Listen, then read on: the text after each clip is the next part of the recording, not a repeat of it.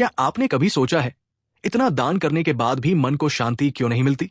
बुद्ध ने एक व्यापारी को इसका बहुत सुंदर उत्तर दिया था। एक दिन एक धनी व्यापारी बुद्ध के पास आया और बोला, भगवान, मैं इतना दान करता हूं, फिर भी शांति क्यों नहीं मिलती? बुद्ध मुस्कुराए और पास खड़े एक भिक्षु की ओर इशारा किया। भिक्षु ने व्यापारी के हाथ में एक खाली कटोरा रख दिया। बुद्ध बोले, अगर कटोरा पहले से भरा हो तो उसमें चाहे जितना मीठा पानी डालो वो टिकता नहीं। उसी तरह जब मन अहंकार, लोभ और अपेक्षाओं से भरा होता है तो शांति उसमें बस नहीं सकती। व्यापारी की आंखों में समझ की चमक आ गई। दान अहंकार के लिए नहीं, मन को खाली करने के लिए होता है।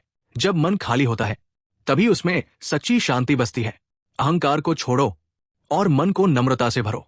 अगर बुद्ध की ये सीख आपके दिल को छू गई हो तो लाइक, शेयर और सब्सक्राइब करें हमारे चैनल को, जहां हर कहानी आपके मन को शांति देगी। नमो बुद्धाय।